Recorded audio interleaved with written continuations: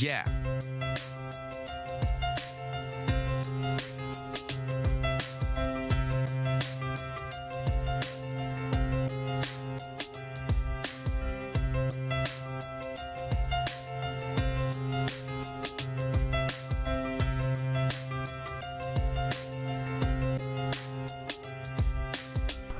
Good morning, Wright State University, and welcome to the Wright Morning Show on WWSU 106.9 FM. Start your day the right way with us. We're going to be providing you the current events of the day. We're going to talk a little bit about what's happening at Wright State University. We're going to have some casual conversations, and we're going to have a feature depending on the day of the week. You don't want to miss it. Right here, right now. The Wright Morning Show, WWSU.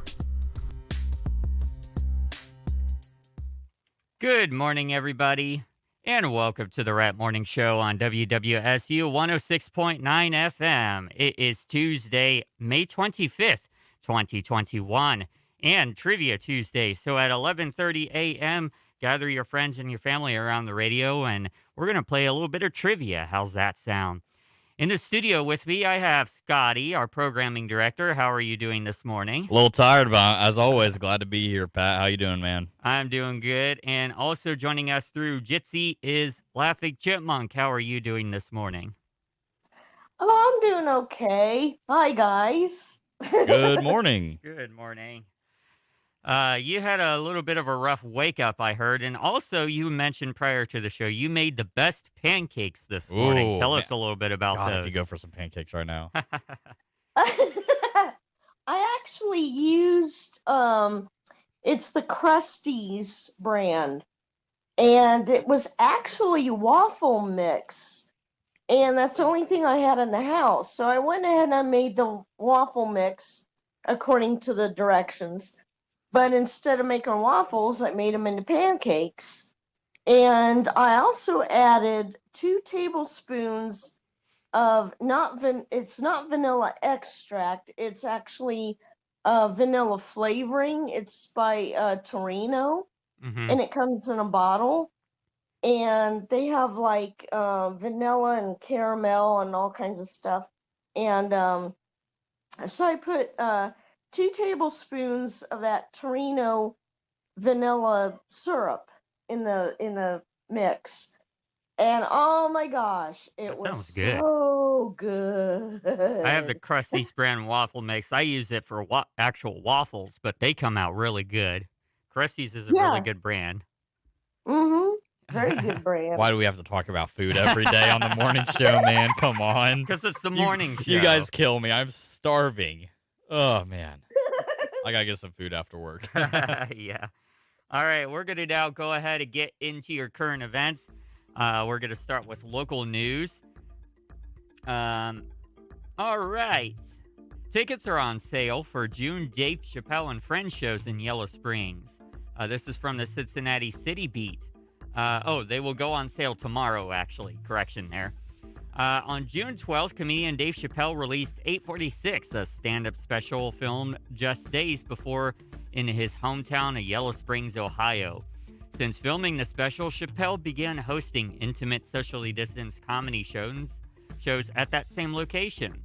Wirrig Pavilion, a private outdoor event space amid cornfields and Christmas tree farms in the idyllic village of Yellow Springs. The celebrity pack shows were a huge hit throughout the summer into early fall before Chappelle canceled the remaining shows due to COVID-19. But as coronavirus cases decline, vaccines increase, and restrictions begin to loosen, Dave Chappelle and Friends are returning to the rural stage. Tickets for the late May performances sold out quickly.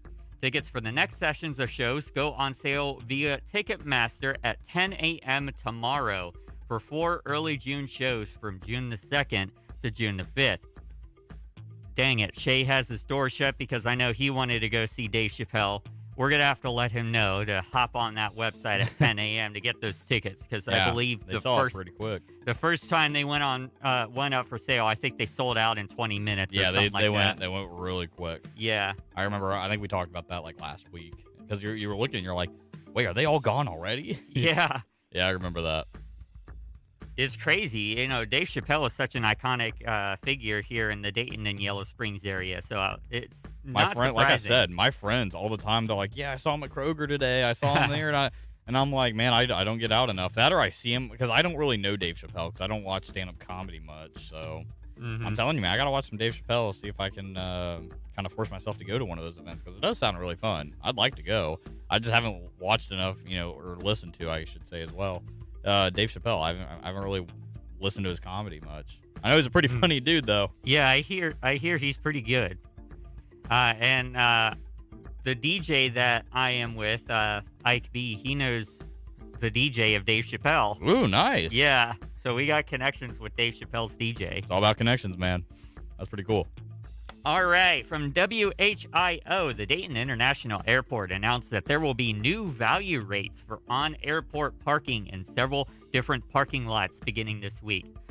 So if you're looking to go and travel via airplane, take advantage of these.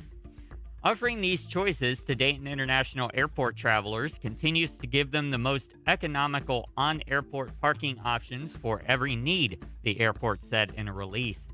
Airport officials say that starting Wednesday, the economy lot will reopen with a daily flat rate of $5 with more than 2,000 spaces. So, the long-term lot has a new rate of $10 maximum per day. The short-term park and walk lot next to the airline ticketing entrance has a low rate of $15 maximum per day. Both the economy and long-term lots accept credit cards only for a touchless transaction. All right. So, yeah, if you want to save a little bit of money, because, airplanes are pretty expensive. Yeah. I mean, I usually just have, like, my family. If I go travel, I usually have, like, one of my family members, like, drop me off at the airport so I don't have to worry about my car. Mm-hmm. By the way, I just wanted to give a quick shout out. If you follow us on our social medias, Instagram, Facebook, we've got a new logo, so go ahead and check that out. It looks pretty dope, as the kids say. Yeah, check out WWSU's new logos and stuff like that, and leave us a comment. Tell us what you think. Yeah, we got a lot of stuff coming up on our social media pages, so make sure to keep a lookout. WWSU 106.9 FM. You can find us on Instagram, Facebook, Twitter, etc. Hopefully we get Snapchat back up too. So yeah, we're trying to revamp things a little bit here. So make sure to give it a check out and show us some love. From Dayton Daily News, Fairborn Research and Development Company will add 15 jobs. So check that out at Dayton Daily News if you have a subscription. From WHIO, Dayton unveils new transparency portal to track status of police reforms. In response to calls for more transparency and reform among police departments across the country, the city of Dayton unveiled a new tool Monday city leaders say will show the progressions of proposed reforms and their implementation. The Dayton Transparency Portal is the next part of the city's police reform efforts. The site allows for people to track the progress of implementing the 142 reforms pushed forward by the 5 working groups analyzing the targeted reform areas. That is a lot of reforms. Yeah. The Reform Tracker provides a step-by-step guide on the implementation of each proposal from in progress to completed and updates along the way. For example, the city's first implementation, use of body-worn cameras proposed by the Use of Force Working Group, shows up as in progress, with the city distributing and training the first group of officers on the cameras. Pretty cool. You could read more at WHIO.com. Just a side comment, I find that interesting. Monday city leaders. So I guess they're only the leaders on Monday. Yeah. Just the way that was worded was kind of funny. Dayton Daily News says that Dayton may sell land near Deeds Point for a new $25 million school this week. Okay. So that's pretty cool. Check that out at Dayton Daily News. And from WDTN, a crash in Dayton rolls a vehicle onto the side and sends 2 occupants to the hospital. A 2-vehicle crash in Dayton caused a vehicle to roll onto its side, trapping the occupants yesterday evening. Montgomery County Regional Dispatch told 2 News that the crash happened around 5:40 p.m. near the intersection of East 3rd Street and South Terry Street.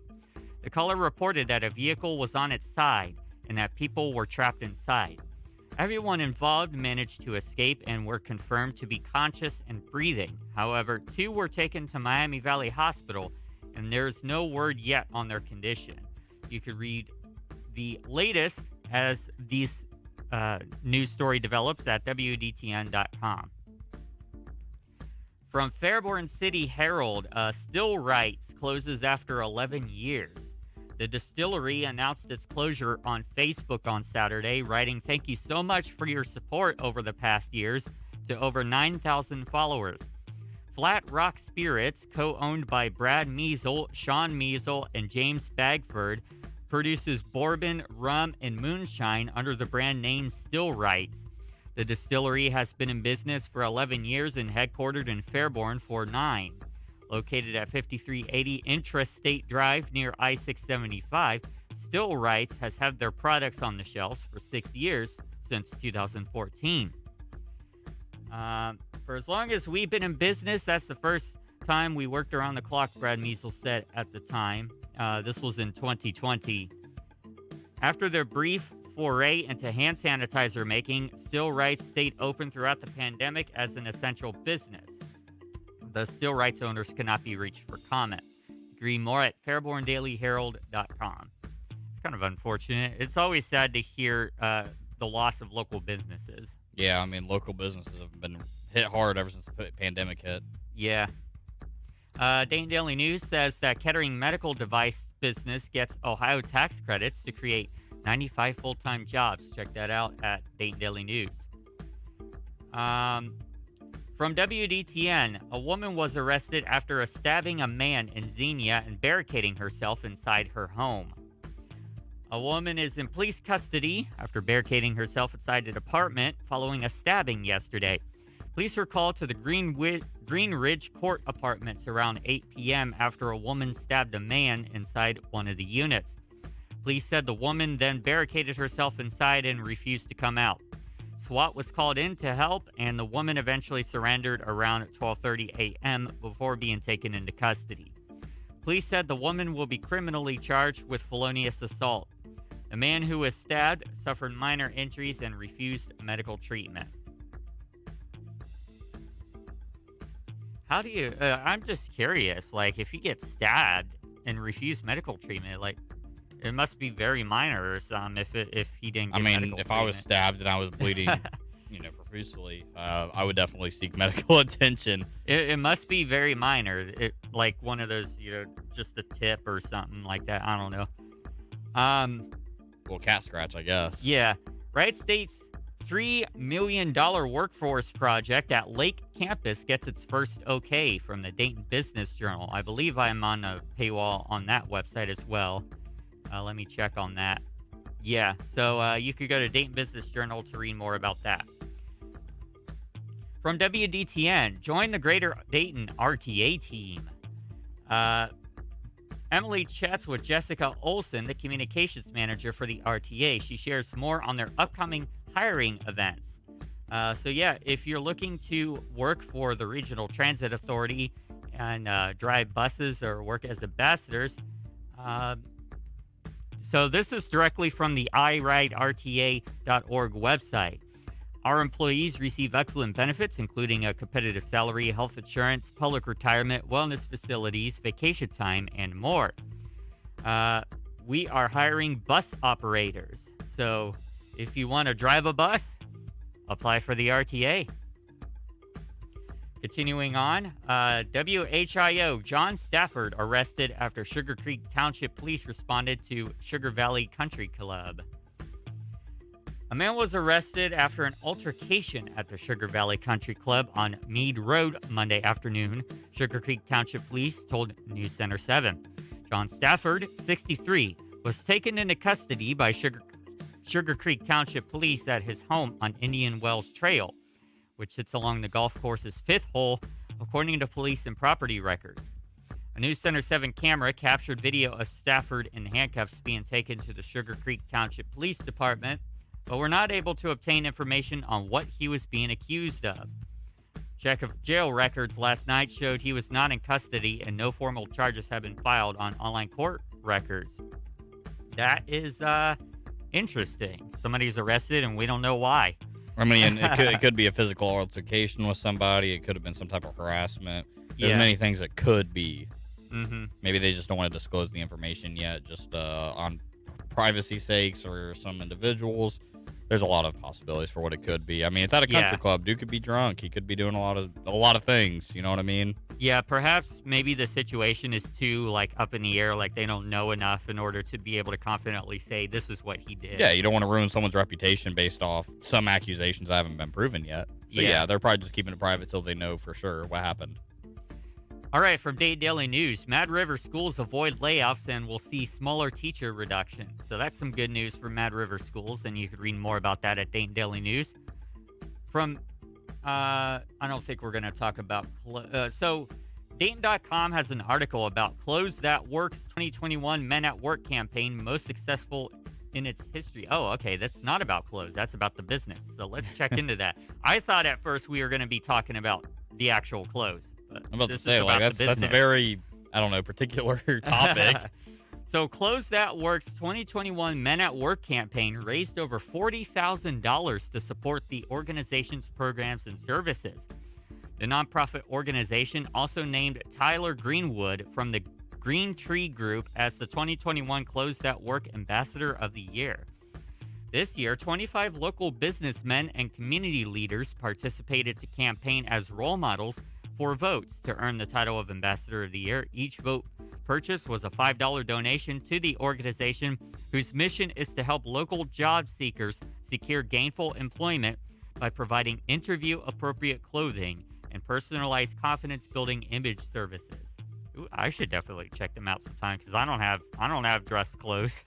Yeah, I've fattened up a little bit, so I got to buy some new ones. I was at the mall, on Friday, and I looked at all of them, and I'm like, man, if I haven't spent so much money already, I was going to buy some nice dress clothes, so I hear you. From the Dayton Jewish Observer, there's an article called Time to Re-Soul. On Friday afternoons, just before Shabbat, my daughter's family winds up its grandfather clock. I think they misgendered her. They said it's instead of her. Its chimes can be heard throughout the house. Time to rise, time to work, time to carpool, time to study, and time to cook. There's an unexpected symbolism in the timing of winding up that clock as the creative work week winds down. It's as if to say time on Shabbat is refreshed. The clock's hourly chimes awaken only memories of a beloved grandparent's home and not calls to action. The heaven and earth were finished in all their array. On the seventh day, God finished their work which he had been doing, and he ceased on the seventh day from all the work in which he had done. And God blessed the seventh day and declared it holy, because on it God ceased from all of the work of creation which he had done. From Genesis chapter 2, verses 1 through 3. So it kind of talks about, if you want to read more, you can go to DaytonJewishObserver.org. So they're basically talking with about Jewish family education with Candace R.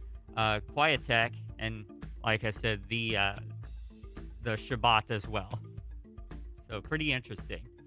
From WDTN, Fondue Fun at the Melting Pot. I don't know if any of you have been to the Melting Pot before. But, I don't think I have.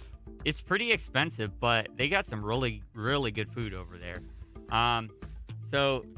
It's a video. Emily chats with Adam from the Melting Pot about their cheese and chocolate fondue. So, ooh.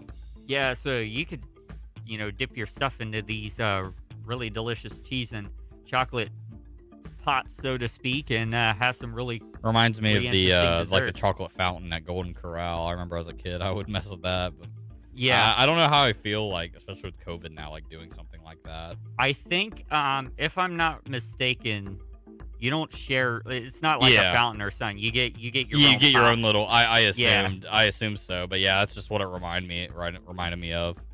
I get the little strawberries or the marshmallows, and just, those are so good. And just dip it in the chocolate, man. That stuff was awesome. I kind of miss that. I do too. From WHIO, Dayton Children's Hospital is no longer requiring temperature taking of patients and visitors upon entering. Dayton Children's Hospital announced an update to their visitor screening. Hospital officials said that temperature taking will no longer be required of patients and visitors upon entering the building. Newer research has shown that temperature is an unreliable marker of illness from COVID-19, the hospital said in a social media post on Facebook. Visitor screeners will continue screening visitors with wellness questions, providing hand sanitizer, and ensuring mask compliance. I noticed that too, like even before the COVID cases started going down, people just didn't really take your temperature anymore. I mean, when I worked at Walmart, I guess I'm kind of throwing Walmart under the bus, but it's a big corporation. What am I going to do, right? Not trying to talk crap. I mean, Walmart would, there'd be times where they didn't even do it for third shift. I'd go in, I wouldn't get my temperature checked or anything, but they do it for first and second. So there's some, I mean, that happens now. That happened in December. There's companies that lack, you know what I mean? So some people just don't want to do it. Some people just forget, I guess. I don't know. All right, we're going to move now to global and national news. We're going to start with Cheddar's Need to Know. George Floyd, 1 year later, as well as Belarus sanctions and tick season is what we're going to be talking about. So first off, from the Associated Press, Europe isolates Belarus. The European Union has banned Belarus, from using the airspace and airports of any of its 27 member states, part of a package of sanctions in response to the state-sponsored hijacking of a Ryanair flight to detain a dissident journalist. The journalist, Roman Protasevich, has appeared for the first time since he was snatched off of that flight, praising his captors and admitting to organizing mass riots. He was likely recorded under duress, and meanwhile, Air France, KLM, Lufthansa, Finnair, and other European carriers will avoid flying over Belarus altogether. Given that the country sits just above Ukraine, which airlines also avoid for fear of being blown out of the sky by Russian separatists, that's a weird way to phrase that, passengers are being told to expect extra time on some flights. From 538, George Floyd, 1 year later. Various events around the country are scheduled today to mark 1 year since George Floyd was murdered. President Biden demanded last month that Congress deliver him a major police reform bill by the anniversary. That's not going to happen, so Biden will instead meet with the Floyd family at the White House. Vigils and marches are planned for many cities, including Minneapolis, where the scene of the crime, now known as George Floyd Square, remains closed to traffic. Recent polling shows fairly broad public support for police reform, but also a significant drop in support for the Black Lives Matter movement, particularly among white Americans and Republicans. From Politico, Texas lawmakers approved a bill allowing people to carry handguns without a license, background check, or training. Wait, repeat that? Texas lawmakers approved a bill. Texas, okay. Yeah. Makes sense. I'm like, wait, what? To carry handguns without a license, background check, or training. Governor Greg Abbott has said he will sign the bill into law despite objections from police groups that say it will make them and the public less safe.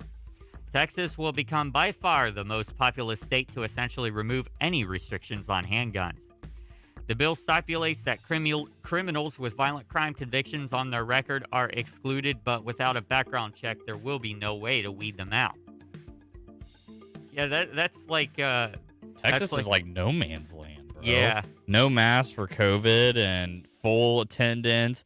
Now you can carry a handgun without any proper training or like background checks and everything. Like, dang. Like, I always wanted to like go to Texas and visit there, but man, I die. Yeah, well, one thing I will give Texas credit for is their grounds laws, basically. So, like, yeah. You know, if you murder somebody in Texas, you're probably going to get murdered or killed back in retaliation. They don't take that lightly. Either does West Virginia. Yeah. Good old country. Don't mess with the Mountaineers, man. Yeah. From the Wall Street Journal, Amazon MGM. Amazon is expected to announce as early as today that it is buying MGM for about $9 billion, making it Amazon's second biggest acquisition after Whole Foods. The iconic Hollywood studio was founded in the silent film era and holds a film catalog that includes the James Bond franchise, Pink Panther, and Rocky, as well as a TV studio that produces The Handmaid's Tale and Fargo. What do you think about that? What do you think about Amazon acquiring MGM? I mean, that's a pretty good deal. I mean, they already have the Prime Video and everything, Yeah. so it's just going to add a lot to their media, and it's going to really expand, give them a lot more licensing on certain movies and everything else of how they want to disperse them, etc. So, I mean, $9 billion, that's pocket change for Jeff Bezos, let's be honest, right? So, I think that's a good acquisition. I think it might take a few years to kind of boom into it because, with today's media, I feel like a lot of movies and TV shows are kind of dying down and everything, unless they are on the streaming services. So, good move by Amazon, but it might take a few years for them to boot it up and kind of earn that money back. Yeah, I was thinking the same thing, that they would probably put those films on Amazon Prime. Yeah, something like that. They did incorporate it with Amazon and somehow. Like, obviously, they targeted it for a reason. You know what I mean? In a way, that would be kind of cool to have those old school films on Amazon Prime. You could watch, films from the old days when they, didn't have sound or anything like that. Yeah, it'd be interesting. From Cheddar, Peloton is going to start making its fitness equipment in the U.S. Peloton? Peloton, yes. Yeah, excuse me. I was like, what are you talking about, man? The company is spending $400 million to build a factory in Ohio just outside Toledo, with the goal of manufacturing treadmills and exercise bikes by 2023. I have a few buddies that work there, and they say it's a really good job. Starting off, it's like 20-something an hour. I mean, I was like, dang, if I ever want to leave Walmart for any reason, Peloton's right there. Yeah. Peloton says that the factory will create 2,000 new jobs for the area, and the investment comes amid ongoing delays in customer orders stemming from a supply chain crunch. Goat Watch. This ought to be interesting. This deals with the Olympics. Less than 2 months until the Olympics, Simone Biles is looking so dominant that judges are facing criticism that they're intentionally lowering her scores to give her competitors a shot. Biles, who is already the most decorated gymnast ever, executed a vault in competition that's considered so dangerous that no other female gymnast has even tried it. Biles completed the Yurchenko double pike almost flawlessly, but received a score of just 6.6. She complained that the judges are underscoring her on purpose, but said she'd keep doing that move because I can. I have no idea what that move is. I have no idea. Simone either. Biles is like the GOAT, if you will, from what I've heard of gymnastics and everything. Obviously, she goes to the Olympics. I remember seeing I think it was on like Sports Center, ESPN. She had like a goat on her shirt, right? Like on her I don't know what they call it, like her suit she wore for doing her gymnastics. Leotard, I think, if I recall correctly. I'm not exact. I can't remember I have the no name. idea, bro. But no, I mean, she's very solid at what she does. So I expect her to do, be number one over there in the Olympics. I mean, she's the GOAT here in America, at least. All right. Continuing on from Billboard, Olivia Rodrigo's debut album, Sour, is a bona fide smash hit. 9 of the top 10 songs on Spotify's top 50 chart are from the record. Wow. That is a 9 out of 10. Olivia Rodrigo's debut album, Sour. I'm going to look that up on Spotify real quick. The third single, Good For You, is the top song on the Hot 100, making Rodrigo the first artist ever to have a debut album that includes 2 songs that also debuted at number 1. Yeah, her number 1 song on Spotify has 769 million listens, and this released when? Can you look up the release? Here, I'll look it up real quick on my laptop. Yeah, I don't have it immediately available. I'm sure Billboard has it here. May 21st, literally 4 days ago, and it has almost 1 billion views. Yeah. Or 1 billion listens. Yeah. That is absolutely crazy. That is crazy. I mean, I've never listened to this person before. I don't think I've heard any of their songs, but I mean, she's probably a big pop star. A lot of kids my age, want to listen to her. I've never heard of her, but congrats to her. I mean, she's obviously doing great. I mean, she's, how many did I say? 41 million monthly listeners, approximately, on Spotify. I mean, Driver's License, her number 1 song on Spotify, 769 million listens in the span of 4 days.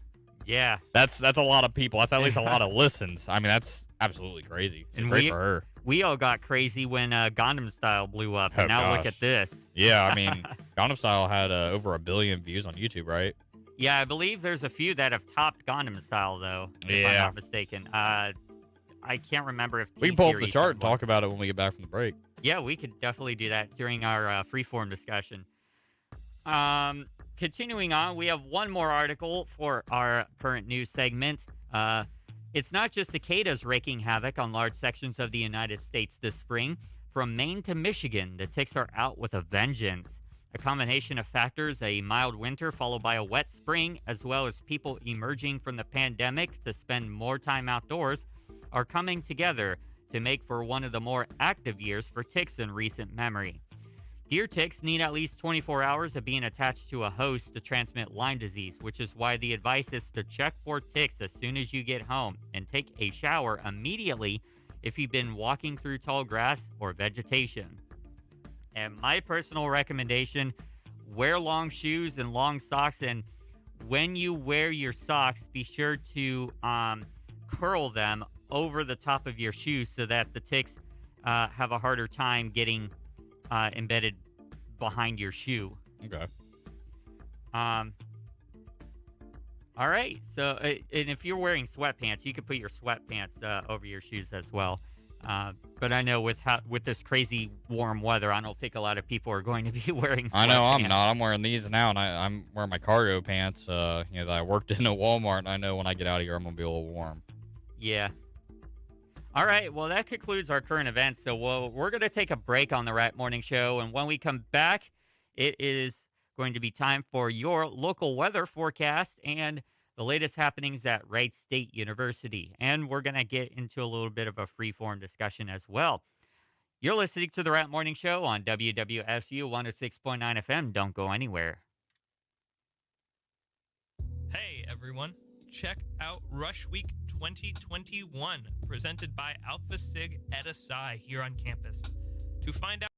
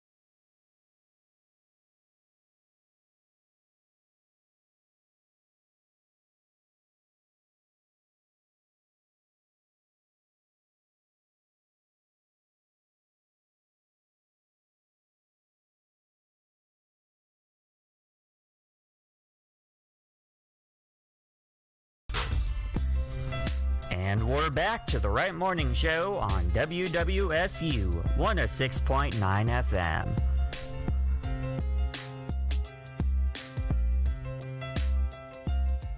And welcome back to the Wright Morning Show on WWSU 106.9 FM. It is time for your weather forecast, brought to you by Tomorrow.io. The current weather at Wright State University is partly cloudy with a temperature of 80 degrees. The wind is coming from the southwest at 9 miles per hour. The humidity is 50%.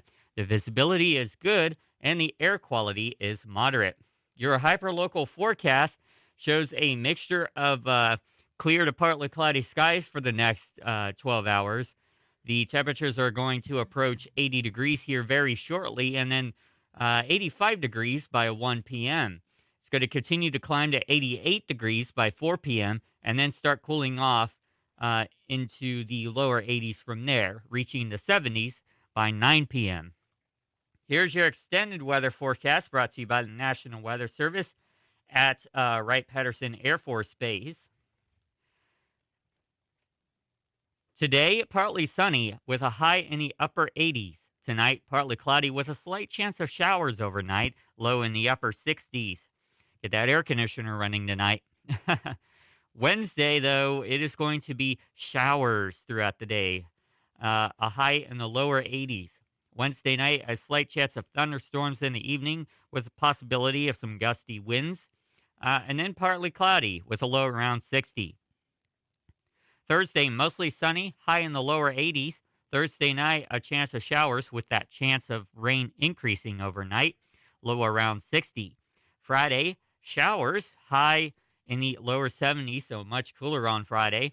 And then Friday night, a chance of showers in the evening, mostly cloudy overnight with a low around 50. Saturday, mostly cloudy, even cooler with a high around 60 in the mid 60s. And then Saturday night, partly cloudy with a low in the upper 40s. So it's going to start cooling down here this weekend. I'm glad. Definitely. I could definitely use a little bit of a heat break. I wish it would hold off for one more day, though, because I'm supposed to be going to a volleyball tournament on Saturday. I mean, it's going to make you sweat more. Cool. It's going to be a little bit cool. Say what? You said it's going to you need to hold off for one more day, right? It's going to be a little warm when you play volleyball. I want it to be in the 70s like it's going to be on Friday. Yeah, you'll sweat a little bit. You gotta wipe your brow a little bit, show off your sweat, show off how hard you're working. I am as an athlete, at least. Yeah. I like to sweat. Except for, if it's hot and I'm just chilling out, then I kind of get irritable. Oh, yeah. All right, so latest happenings at Wright State University. Are you ready to take a big step forward in your career or to start a new one? Consider what a Wright State MBA might mean for your future. And then join us for the MBA Virtual Open House on June the 15th. Mini University is offering C-Campus grant funding for student parents. The grant would provide $700 off your child's monthly tuition. Other funding options are available to reduce the price even further. Parents must be Pell eligible and registered for 6 or more credit hours for the summer semester. Are you interested in growing up in a sci-fi universe? Take English 2040 or 2010 for the summer B term. It's a Monday, Tuesday, Wednesday, Thursday class from 9:50 to 11:30 a.m. It is online and it is synchronous. The Master of Public Health virtual open houses. The next one will be today for research opportunities, and then June 8th and 22nd for the epidemiology. The Passport Center on campus is open. The UCIE has reopened as a Passport Center. They accept Wright State students, faculty, staff, family, and even community members. Do you think engineering is not for you? Take ISE 1110, and it might change your mind. It's Introduction to Engineering Science Applications for All, a 4-credit-hour class, 3 of them lecture and 1 of them lab. Master of Humanities, flexible, interdisciplinary, and unique. Would you like to craft your own program of study in a variety of liberal arts disciplines? The M-Humanity program is currently accepting applications. Some tuition scholarship funding is still available. Wright State University, in compliance with the Higher Education Act of 1965, has developed a website that provides our student consumer information. You could check your Wings account for that website, and I believe they sent out an email a few days ago about that as well. The Personal Care Student Parent Caregiver Pantry is in need of donations. You could drop off your donations at the Culture and Identity Center, 140 Millette Hall, or visit our wish list on Amazon. And that's the latest happenings at Wright State University. So now we move into freeform. Scotty, did you want to give an update on cryptocurrency? Oh, I always do. Every morning I'm here. That's what I'm here for, right, Pat? Yeah. Let me go ahead and pull up Robinhood. I threw $100 in. I've lost half my money since then. Kind of a dumb decision by me, but hey, man, it's all about learning, right? Yeah. Dogecoin, 34 cents currently. It's dropped a little bit earlier today, about 3 in the morning. It's about 36 cents, so it's gone down 2 cents today.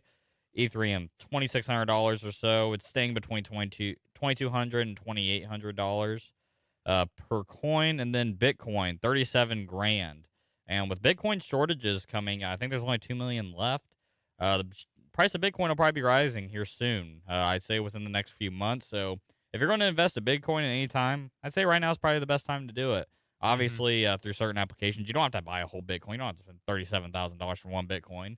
You can buy partials. You can buy a partial amount of Bitcoin, see it rise up, see your value rise within the currency you buy. So the top 3 currencies, at least, that's your latest happenings. I usually just cover the top 3 there. So not much has changed since yesterday. Looks like it's going to be kind of a week-by-week change with the main cryptocurrencies, that is. Mm-hmm. So right now, not too much to update on. Very cool. We were going to talk about music, weren't we? Yeah. Freeform. How many YouTube videos, like how many songs have over 1 million views, right? Or billion views? That's a good question. I think there's quite a few. I know Gangnam Style, I think, was one of the first ones to approach 1 billion views. But I think there are more of them out there now. Let me check. I'm just going to check here on... I wonder if T-Series has any videos that are... Okay, so from Wikipedia, here's a list of... Oh my gosh, are you kidding me? Guess who's number 1 in terms of view count? Is it still Justin Bieber?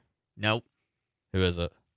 Baby Shark, do do do do Oh do do. my Baby Shark, do do do do gosh. do. It had 8.6 billion views and was uploaded on June 17th. I'm disappointed. 2016. I would rather am have disappointed Justin too. Bieber's Baby song be number 1.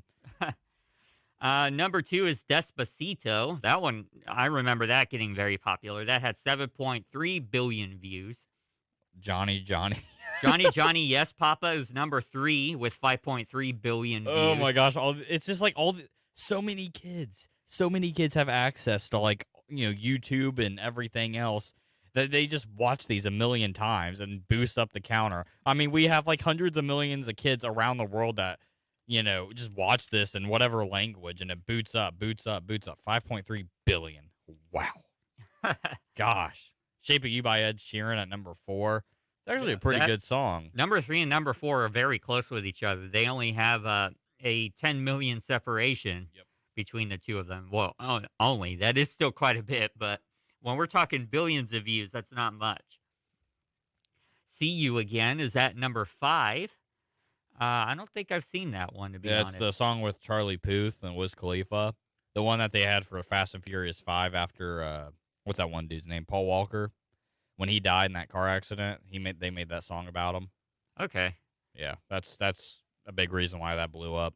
Number 6 is Masha and the Bear, Recipe for Disaster with I don't know what that 4.4 is. billion. I don't know what that is either. Number 7, this one I do know, Uptown Funk. That's a pretty good song. It's all right. It's just overplayed. Yeah. I thought it was okay. It is overplayed. Like, it is pretty good, but I wouldn't say it's that good. I mean, I think it's a decent song. 4.1 billion views. Number 8, Learning Colors, Colorful Eggs on a Farm. I think I've seen that one too. That's another kid's one. Has to be Learning Colors. Like, I know my colors by now. I think I watched it because somebody shared it with me, and it was very bizarre. I think that was the very bizarre one. That one has 4.07 billion views. Number 9, we got to give it to him, Gangnam Style. Number 9, though. Wow, I figured it'd be up a little higher. 4.07 billion views. Number 10, another kid song, The bath song. I'm trying not to laugh. Like I'm sitting here like finding this so funny that there's so many just kids videos that are in the top 10. 4.05 billion. I never heard of the bath song before. Have you? No, I haven't. I'm going to play that because I'm curious as to what the bath song is. It's a kid's song, so I know it's going to be appropriate for radio. Wait till it says the F word in the middle of it. Yeah, right. Let's see here. Let's see what it sounds like. Culligan Water not only sells the best waters. Nope. No advertisements. We don't want no those. free ads, eh? No free advertising. Here we go. Oh, I've heard this on TikTok. This is just the intro. Yeah, I've heard the intro at least. All right, here we go. Okay. I jump in the bathtub. It's time to get all clean. I'll be the cleanest. Okay, no, I've never heard of this one before. Soap and the bubbles are filling up the tub. What is this parodying? The same like rhythm. I'm trying to think of that too because Itsy Ring Around Bitsy Rosie? Spider. Itsy Bitsy Spider, maybe. Itsy Bitsy Spider, yeah. Now they're parodying the shark song. It's because Why? it's because kids love it. All right, turn this off, please. I can't listen to any more of this. That is, I get the point. That is kind of painful to listen to because they're parodying. I can't talk today. Parodying, yeah, it's a hard off word. of other songs. It's like 5 different songs in one. Oh my, that kind of hurt my brain. Yeah. Let's continue on with the list. Let's go to like 15 or 20. I just closed it. I got it right here. Final right. song with 2 words. Choo Choo TV. Sugar by Maroon 5. Sorry by Sugar's a Justin pretty good Bieber song. at 13. Sorry is actually a pretty. I don't care for Justin Bieber too much, but that's actually a really good song. Roar by Katy Perry at 14. Dom Tu Casita. You know that meme, right? Have you seen that? Dom Tu Casita? Yeah, it's like a weird dancing alien thing with a weird no. song. Counting Stars by One Republic. That's actually a good song. I used to play that on my guitar a lot. That's number 16. Thinking Out Loud by Ed Sheeran. 17. Dark Horse, Katy Perry at 18. Faded by Alan Walker at 19. Shake It Off by Taylor Swift at number 20. I've heard of that one. That one's a pretty Shake It good Off's song an too. okay Yeah. song. Taylor Swift's not bad. Lean On by Major Lazer, 21. Bailando by Enrique. I'm not even gonna say the second word because I don't want to mispronounce it. That's a 22. Girls Like You at 23 by Maroon 5. Wheels on the Bus by Cocomelon at 24. Wheels on the Bus. I think I know that one. It's probably I'll another be honest. revamp. I'll be honest. Of all the kids' songs, Wheels on the Bus is one of the good ones. It's a bop. It is a bop. I'll give it that. Let Her Go at 25 by Passenger. Me Gent by J Balvin at 26. Perfect by Ed Sheeran at 27. Hello by Adele. I think we've seen that on a meme, here or there. Waka Waka, This Time for Africa by Shakira at 29. And at number 30, Axel F, which is Crazy Frog? Crazy? Oh, have you ever heard of Crazy Frog? I've heard before? Crazy Frog, but I haven't heard Axel F, though. I thought it was just called Crazy Frog. Oh, okay. I don't know. It may, Either way, that is the top Let's 30. I check didn't that. go through all the lists or the watches, but still, I noticed Ed Sheeran was on here like 3 or 4 times, and Katy Perry was on there twice. Ed Sheeran's okay, very yeah, good. it is exactly what I was thinking. It's this. Hang on, I'm gonna play it for you. Right after this advertisement break. No free advertising. Oh, they would give me an ad for ice cream. So this I is know what Crazy song this Frog. is. Yeah. I actually used this Dun, dun, dun, dun, dun. for the intro to one of my radio shows in the past. It's a good song, man. Yeah.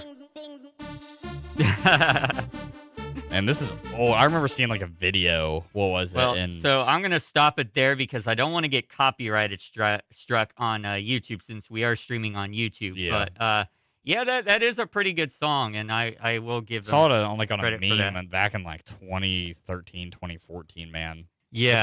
It's old. Let's talk 2009. let's talk about the little frog dude though for a moment and just the design of the frog dude.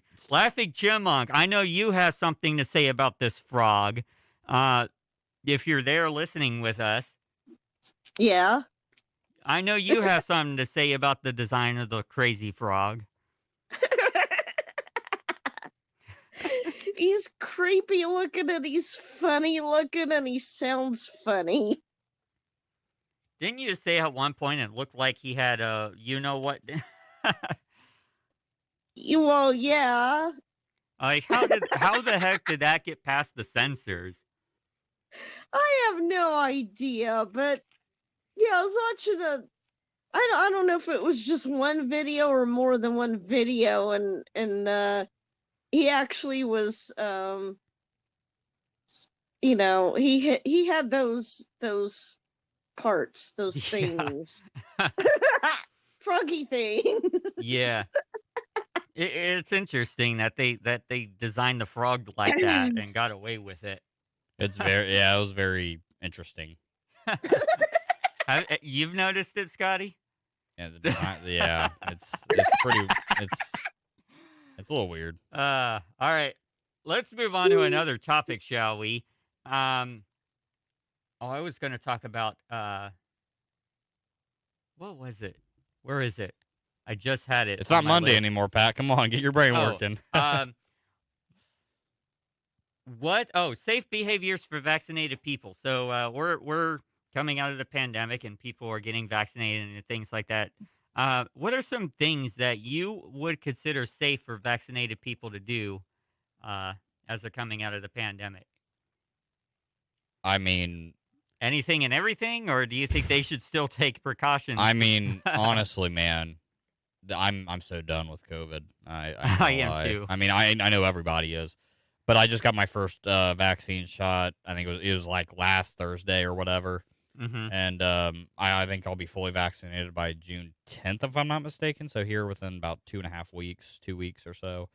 Once I get that, I'm not wearing my mask anywhere unless I absolutely have to. I feel like if you're fully vaccinated, you can trust the government and say, if I'm fully vaccinated, that means I'm perfectly fine, right? So I feel like they should be able to do anything, not, to an extent. Obviously, like if places still require masks, even if you're vaccinated, still wear your mask. Like, for example, here at Wright State, indoors, just even if you're vaccinated, you still got to wear your mask. I'm going to do Yeah. so, but At least up until fall semester, they said they're going to keep that policy in place. yeah, exactly. But respect it. But at the same time, like for example, when I'm working at Walmart, once I'm fully vaxxed, the store said I don't have to wear this anymore while I'm working. Yeah, I And heard I'm not about going Walmart. to. Yeah, I'm not doing going that. to. I don't really do it on thirds anyways. Nobody does. Not to throw my store under the bus, but I'm being honest. And when the customers are there, I wear my mask. I'm respectful. But once I get fully vaxxed, I'm taking that thing off. If I don't have to wear it, I'm not going to. You know what I mean? If I'm fully vaccinated and I'm supposed to be safe, then I'm going to trust the government's word for it. Even though sometimes the government may not be the best, Yeah. but I'm gonna trust them. And I say if they say I'm good to go, I'm good to go. So, to a certain extent, I think you should be able to do practically whatever, depending on what it is. But you got to still respect places you go and what their policies are. Yeah.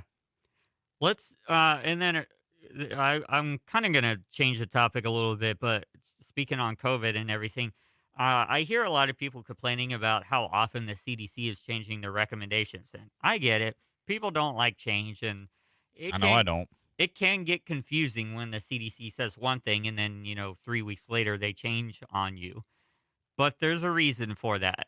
The COVID virus is something that we don't know much about. And as the CDC is learning more about the virus, they're changing their recommendations to reflect the new research. I mean, they made the vaccine in what, 10 months? Yeah, which is unprecedented because usually vaccines, like if we look at the Spanish flu, for instance, they take 2 to 3 years at least, usually. Yeah, I've heard some taking like 5 to 7 years. And, I've heard a lot of people complain like, oh, you're going to take this vaccine even though it's only taken like 10 months. And I'm like, well, think about it like this. If COVID is the number one problem in basically the world at the moment, Mm-hmm. and you have like every medical professional focus, at least probably like 80-90% focusing upon COVID, I feel like it's more, you can respect them more. You can be able to take their word for more on how fast they've been able to develop it because they've had a lot more time, a lot more people at least to focus upon it. Yeah. Where the work would come faster. You know what I mean? Yeah, And of there was course, a it's like you ton look of at the time funding. and it's like, okay, it hasn't been 2 or 3 years, so I don't trust it because there could be a lot of side effects, and sometimes there are, and that's Yeah. with any vaccine, though. You know what I mean? It just Well- depends on this individual.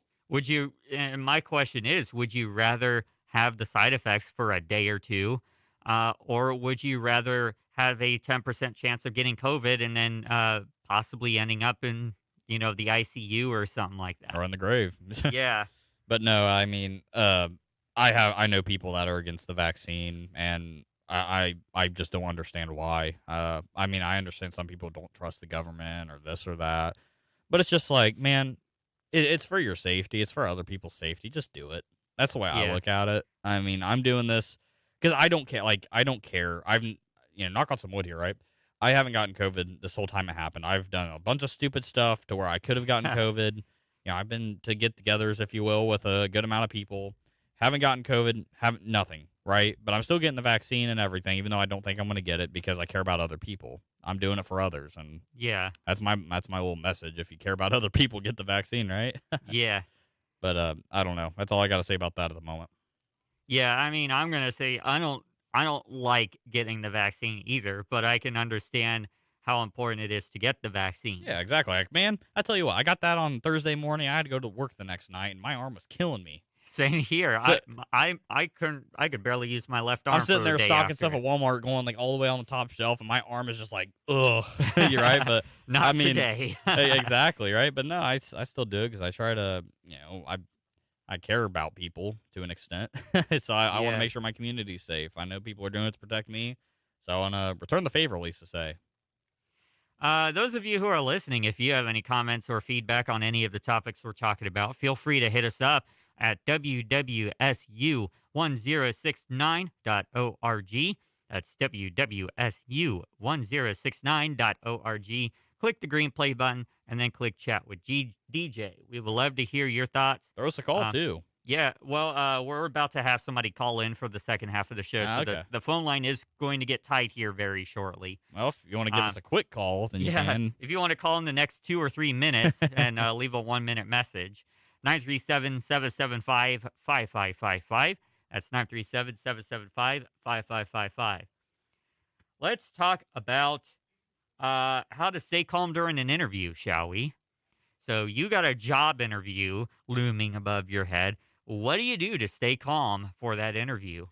Dude, I'm not going to lie. Every time I have a job interview, I get pretty nervous. I do too. Because it's a very intimidating moment because it's a make or break thing. Like if you don't get the job or if you do get the job, it can and often is a life-changing moment. The last time I had like a true interview, I think, was when I got hired at the cats department here at Wright State. Because when I got, I had an interview with, our GM here. But I'm chill with him or whatever. So it's like, it felt more. You knew each other. Yeah, exactly. I've known him for a year and a half or so. So it's like, that felt pretty civil, pretty chill. But, coming into cats and everything, I was meeting these people who, at the time, I thought like, holy heck, these guys are the big IT guys here at Wright State. Yeah. I got to show them I know what's up, right? So I was pretty dang nervous going into, at least to say, but I honestly don't have any tips for staying calm during an interview. Like usually, like I'm sitting there kind of like tapping my foot or something and just kind of like trying to pay attention all the time. But I don't have ADHD or anything, but there's a lot of times where I'll sit there and I'll be in a conversation or something and I'll just kind of like, stare at the wall all of a sudden, like kind of doze off, right? And I don't want to do that during an interview, but sometimes I would. So I don't really have too many tips on that, unfortunately. My personal tips is before the interview, do a mock interview. Like if you got, there's a lot of job training centers that'll conduct mock interviews with you. I know Wright State offers some. Some points, like I think like once or twice. Yeah, like once or twice each semester. I believe you can even go to career services and get an appointment to do that. Yeah, too. you probably could, but I know they have like a public one at least, every like once or twice every semester. Yeah, at least I've seen emails about it previously. Yeah, and there's a lot of places that'll help you with your resume as well. So take advantage of those. Oh, definitely. I need to update my resume. Yeah, when it comes to resumes, don't wing it. Get an expert to review your resume because it's going to increase your likelihood that you're going to get noticed. Make it look good. Much. Yeah. Yeah, no, I'm kind of guilty of that. Back when I was in high school, at least my resume wasn't the best. But to be fair, I wasn't applying to like stuff like what I'm doing now. Mm-hmm. But like now that I'm in college, I got to update mine pretty heavily. So yeah. No, definitely utilize the resources that you're given to better your resume and obviously your interviewee skills as well. I mean, like I said, I haven't had to, utilized them yet because I've kind of been doing the same stuff for a few years now. But no, I hear you. I think utilizing those resources here on campus, or if you got anything outside, some family members that are really good with it, or just some friends, it's always good for the practice. It's always good to kind of go in somewhat prepared, right? Yeah. And a couple of other tips I have: research the company in advance before your interview. Definitely. The more you know about the company, the less you're going to be thrown off by the questions that they ask you. And you'll be more familiar with what you're getting yourself into, the kinds of responses that they're looking for, things like that. And it's always a plus to the employer if they notice that you know about their company. We got a phone call calling in. I believe it's Harmony, so let's check. This is the Right Morning Show. What is your first name? It's me, Harmony. Hey, Harmony. How's Good morning, it going? Harmony. Hey, hanging out. Nice. We're just finishing up our discussion on how to stay calm during an interview. All right.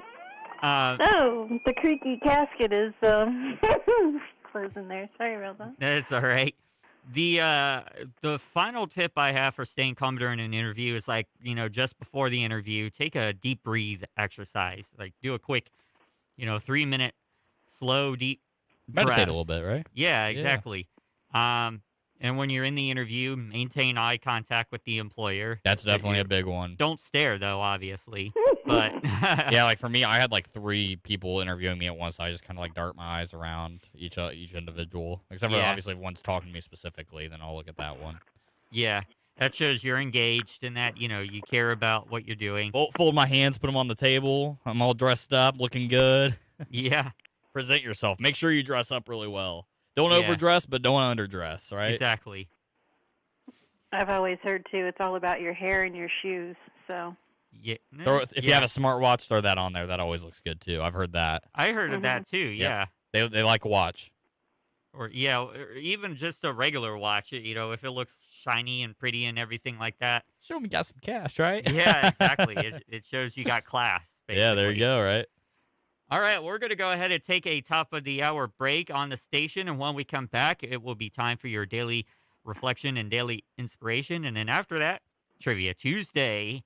How exciting is that? So you're listening to The Right Morning Show on WWSU 106.9 FM. Don't go anywhere. We'll be back in a couple of minutes. Hey, this is Matt Pond, and you're listening to WWSU Dayton, the best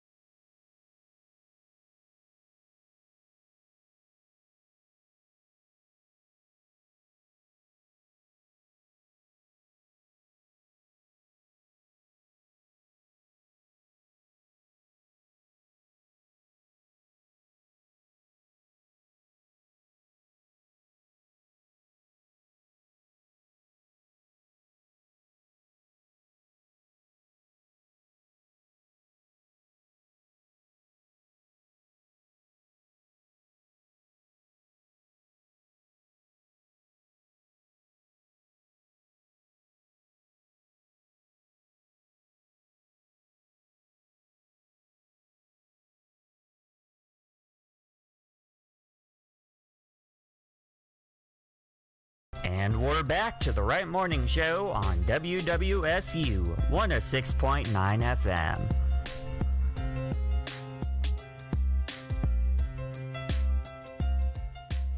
Welcome back to the Right Morning Show on WWSU 106.9 FM.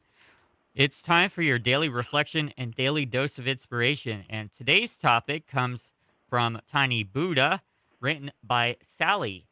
Why I never fit in anywhere, and the one realization that has changed everything. Here's a quote from Unknown. Don't force yourself to fit where you don't belong. The article starts, when I was young, I was a real daddy's girl. He was so proud of me and took me everywhere with him. When my parents got divorced and my dad moved away to start a new life with a new family, I didn't understand why he left as I was still a child. I thought that he didn't love me anymore. I felt abandoned and rejected. Perhaps if I had been better behaved, prettier, cleverer, then he wouldn't have left me. Until recently, I did not realize the impact that this has had on my adult relationships. Because I fear abandonment and rejection, I've struggled to fit in and make friends. I had a relationship with an older man who is very similar to my dad. I hoped that he would provide me with the love and affection that I didn't get from my father and would heal my wounds. However, while things started off great and I thought I had found the one, since the relationship felt like home and was so familiar, he was actually emotionally unavailable, just like my dad, and unavailable to commit. When he started to pull away, this triggered my insecurity. This caused me to pursue him more as I desperately wanted the relationship to work. I tried to change myself into what I thought he wanted. I became clingy and jealous, which only drove him further away. Is that Moogle in the background? Yes, he doesn't fit in right now. He's been banned from the back room at the moment. When the relationship finally ended and he found someone else, I couldn't understand why he could love her but not me. What was wrong with me? It confirmed my greatest fear that I was unlovable and unwanted. This pattern continued to follow me in my relationships, which left me feeling more unloved and rejected. So we're going to pause the article there before we continue. Can anybody relate to feeling like not fitting in? Oh, yeah. To an extent. I mean, me personally, I don't want to say I've 100% fit in all the time, but I've really grown into a lot of people. Like, for example, coming into college, I never thought I'd be a part of a fraternity, right? And Same here. Yeah, right. And here I am now, Rep Siget, baby, #1 frat on campus. Let's go. Hey, But yeah, no, like for me, it's just like, I don't think it's exactly like not fitting in. It's just like warming up to people. Like a lot of times I feel like I might not fit in, but then when I kind of like force myself to hang out with people, and it's just like, man, all right, cool. Like I actually do fit in with these guys. Yeah. So it's more of like a trepidation with me more than actually the fear of rejection, if you will. Makes sense. What about you, Harmony? I always felt like the, person that maybe had a couple people, in each different scenario, shall we say, that I felt comfortable with, and everything else just sometimes would feel uncomfortable. Mm-hmm. I can relate to the father issue completely. I understand that like 100%. But I also have to point out, too, that we've got, like, when we say fit in, we also have to discuss the other word that goes alongside of that, which is belonging. Mm-hmm. So belonging and fitting in are, like, two different things, because we're fitting in as more like going along with the crowd, doing the peer thing, yep. And belonging is where you feel comfortable, where you feel at home with the people that you're around. So it's like a totally different feeling for a lot of people. And, I didn't necessarily feel that sense of belonging until I came to the spiritual center that I'm now involved with. But for the most part, I think it's like what we always say, Triple P, it's like an inside job. Mm-hmm. We have to feel good about ourselves first, And then when we feel good about ourselves first, and we like super glue and fix the little cracks in there, and get ourselves together, then we feel more comfortable with being around people, and then we're able to, connect with just about anybody, like Scotty said. Because I feel like that's really important, is to feel comfortable with yourself, because the energy that you put out in the world is what you will get back. Help yourself before you help true. others, right? Yeah. Exactly. What about you, Laffy Chimuk? Have you related to the feeling of not fitting in or belonging? Oh, did we lose her? Where she we is. did lose her, unfortunately. Okay. Well, she's my high school bud, so we were part of what we would like to call the Breakfast Club, which is the WKET FM club. Yeah. Radio broadcasting for us. But yeah, she had I think I'll speak partially for her. But yeah, we were both kind of, misfitted kind of people. But, we did find our way. We did have a lot of friends in high school, so it was pretty cool.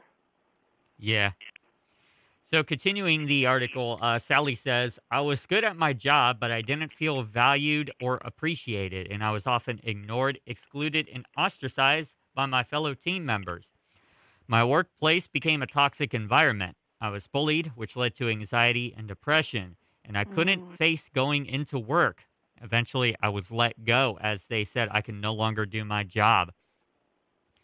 Since my identity was tied up with being a successful career woman, when I no longer had a career, I didn't know who I was. What was my purpose in life now? I was at a halfway stage of my life with no family of my own and no job. I took everything that other people had said and done to me very personally. I shut myself away at home. I didn't go out or socialize. I was on medication for anxiety and depression, and I just wanted to stay in bed. What was the point of getting up? I was worthless. I had no value. No one wanted me, and I didn't fit in anywhere.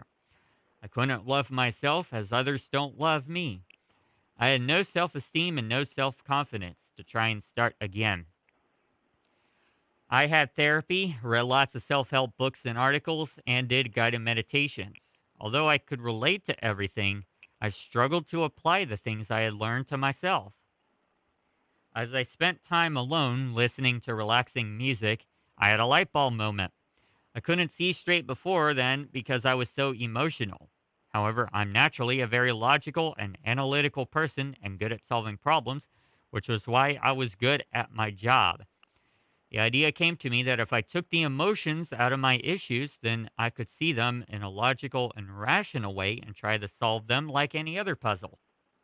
And then I thought, what if I saw my whole life as a jigsaw puzzle? It's a perfect analogy, really, since my lifelong struggle has been fitting in.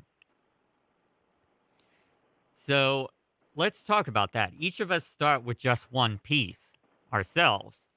When we start the puzzle at birth, it is easiest to join the first two pieces together, ourselves and our family.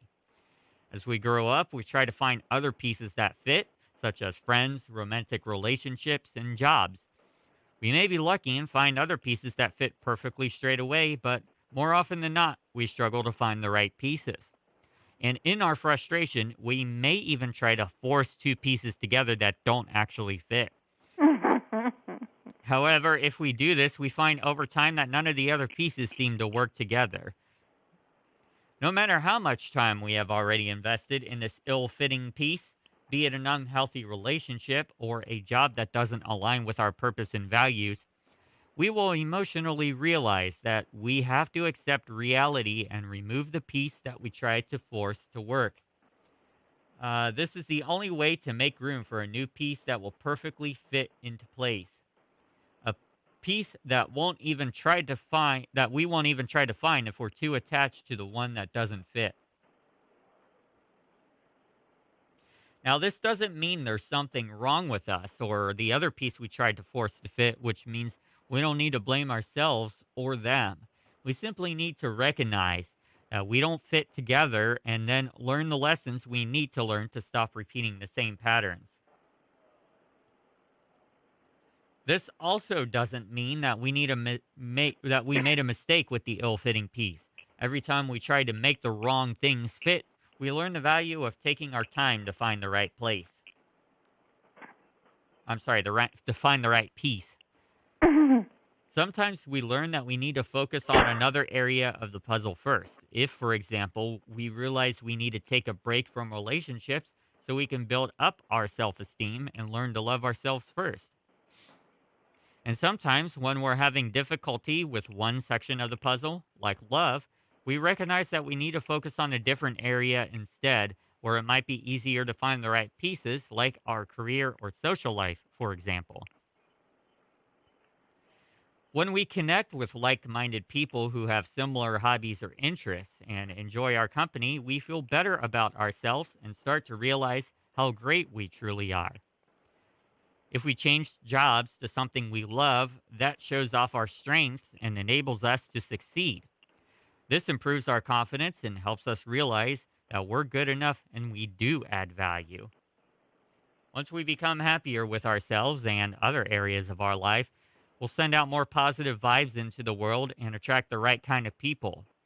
And we'll have enough self-worth to recognize people who are not right for us and not waste our time with them.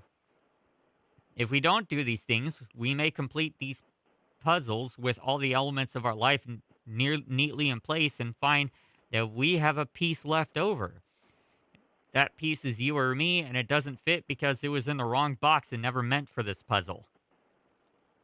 That's why we struggle to fit in. We chose things in all areas of our lives that were never right for us. So the problem wasn't us. It was we are trying to force ourselves to fit. So basically trying to force ourselves into another puzzle. Yep. Mm-hmm. It may feel daunting to start over, but when we find the right puzzle we belong to, everything stops feeling like a struggle because we slot easily into place. We will end up with a different picture than we originally imagined, but it will feel much better because our piece will finally fit. So, what do you think of that puzzle analogy? I really like it. I think that's a great fit for, so looking at it in a social perspective. You got your friend groups, yourself, obviously, with your career, and then your family. And those are like the big three.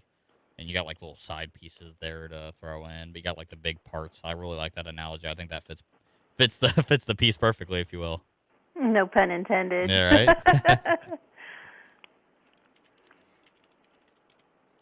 right. Finishing off the article, after spending half of my life struggling to fit in and complete my jigsaw puzzle, I have realized that I am the piece left over, and now it's time to start again and find the right puzzle that I belong to. This time, I'm starting with the most foundational pieces first: self-love, self-confidence, and self-worth. There was never anything wrong with me. I just needed to recognize my patterns so I could stop trying to force things that were not right. I know my pieces are out there, and so long as I let go of the wrong ones, I know in time I'll find them. So that was the article by Sally. I like that one. That was a great one. Yeah, thanks for picking that, Scotty. I needed to hear that today. Yeah, I really like that. Nice. I really like that one. That was really good. That was well written. So what are we all going to do to make sure that we find the right puzzle that we fit in? Obviously, stop repeating patterns, number one. Yeah. We got to get rid of the vicious cycle, stop chasing your foot or your tail, in whichever case, and to not be so, attached. And I think this is a big one with a lot of people, because I noticed this at, work, with talking with a lot of clients, is that people have a tendency to latch on. We all like to think that we know what we want or what we need, but I feel like there's something greater that knows better than we. And we need to just let ourselves be guided, by whatever is out there to guide us. Because we kind of have to follow that flow. It's like where the energy goes, or where your mind goes, the energy flows. That's what I want to say. And if we're not so emotionally attached, like she had mentioned, which I completely agree, this is where a lot of us get hung up, is there's so much emotional attachment. There's the emotional attachment, and then there's something called genuine attachment. The emotional attachment is the irrational, unhealthy attachment, which is like, oh, I want him, I need him, I want her, I need her. You're like struggling and trying to hang on to things. Whereas the genuine attachment is the, oh, okay, well, I'm good with or without him, so whatever. I'm still going to continue to do my thing and move on down the road, and I'll find somebody better. Because I'm great, I'm good. So, that's where you retain being an individual. The other one is when you get lost in someone or something so much that you can't see your way out of that tunnel, and you're just too fixated. But if you can just retain your individuality and just know that you're good where you are no matter what happens, nothing in the world can touch you. Yeah. Nothing. Only if you let it. That's the big thing. Only if you let it. All right. I think we're going to go ahead and finish off our daily reflection with a Chicken Soup for the Soul story. I haven't done one in a few episodes. Allergic to exercise. Ooh. Sounds like me the past few months. Maybe so. This one's from Chicken Soup for the Soul, BU. Nothing to sneeze at. Here's a quote from Ann Wigmore. Your health is what you make of it. Everything you do and think either adds to the vitality, energy, and spirit you possess, or it takes away from it. When the call came in from my sister-in-law at 9 a.m. on a workday, I knew it was going to be bad. We're sitting in our favorite lounge at the Gagnon Center, the cardio section of the hospital, but my 60-year-old brother was healthy, or so we thought. Only 3 weeks before, my 83-year-old mother had undergone triple bypass surgery. Now it was my brother's turn. 3 years before that, my sister had a quintuple bypass.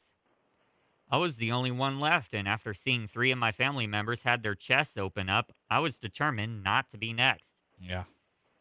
After receiving the assurance that my heart was healthy and my arteries were clear and clean, I visited a nutritionist to start a weight loss program. But I still had to increase my exercise in order to lose weight. One evening, I was sitting on the couch randomly scrolling through apps on my phone when I came across something that caught my eye. C25K, which means couch to 5K. What's this? An app that promises to get my butt off the couch and into the street to run? Oh no, I can't do that. I'm allergic to exercise, I thought. But I read on and laughed. What's so funny, my husband asked as he plopped into a chair with a handful of cookies. My mouth salivated without my permission. And the new kid on the block, my healthy self, fought for a voice. Do you really want those empty calories? Needing a distraction, I returned my attention back to my phone. This app, it says if I follow the plan, I'll be running 3 miles in 8 weeks. That's funny. I think that's great. I can't run. In fact, I hate running. It hurts my lungs. I think I might even be allergic to exercise. It upsets my stomach. My husband said nothing and just sipped his tea. And ate his cookies. It doesn't say that, so apparently the cookies never got eaten. Give them to me, man. I have always been determined, if not just a little strong-minded, I would accept the challenge.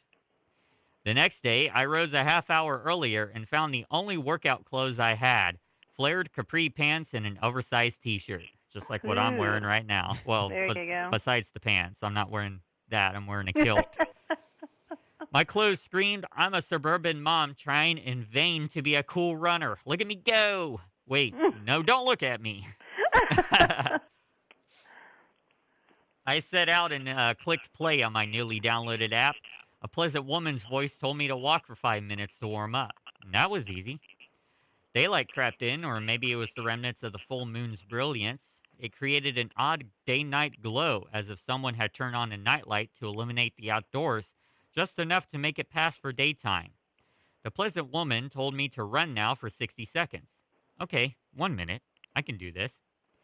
Adrenaline moved me forward, and my feet slapped the pavement. I was running and still breathing. Alive. Still upright. The last time I tried to run, I barely made it 10 paces and vowed never to run again. I felt like a 500-pound man was sitting on top of my chest.